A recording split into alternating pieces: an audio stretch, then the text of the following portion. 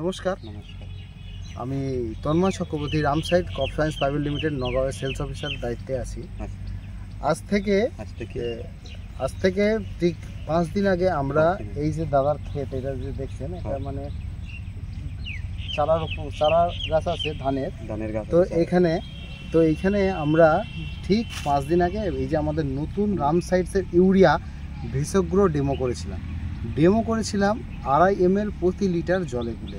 এইটা আমাদের 32% ইউরিয়া আছে। তো এই যে দাদার জমিতে আমরা ডেমো করেছিলাম, তো দাদার জমিতে আগে কীরকম ছিল আর এখন কীরকম পরিবর্তন হলো, এইটা যদি দাদা বলে। দাদা, আপনার নামটা কি? আমার নাম বাবুল হক। আপনার এই জায়গাটার নাম? এটা জায়গা উপরদুমিয়া রাজাবাড়ি ঢিং বলে।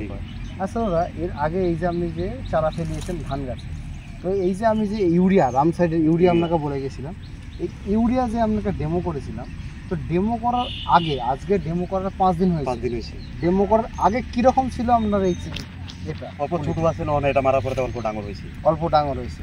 মানে আপনি যে বলতে চাইছেন যে এইটার উচ্চতাটা অল্প বাড়ছে। আর একটা জিনিস আপনি বলতে চাইছেন যে আপনার পাতার যেটা সাইজ, পাতার সাইজের কি কোনো পরিবর্তন হয়েছে?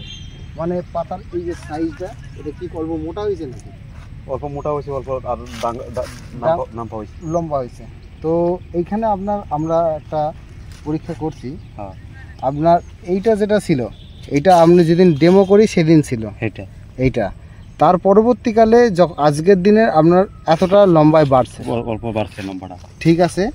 তো আপনি এইটা কি বাকি চাষিদেরকে কি বক্তব্য দিতে চান? আমি এটা মারার পরে আমার জ্বালাটা অল্প ডাঙর হয়েছে আর অল্প পাতা মোটা হয়েছে। হওয়ার পরে আর যদি কোনো মানুষ মারে, আমি আমার কাছে থেকে ওষুধটা নিতে পারবো না, দোকান থেকে নিতে পারবো। আর আপনি কি বলছেন, জ্বালা বাড়াবার লিগে এটা কামে লাগবে। ঠিক আছে দাদা, অসংখ্য ধন্যবাদ। নমস্কার।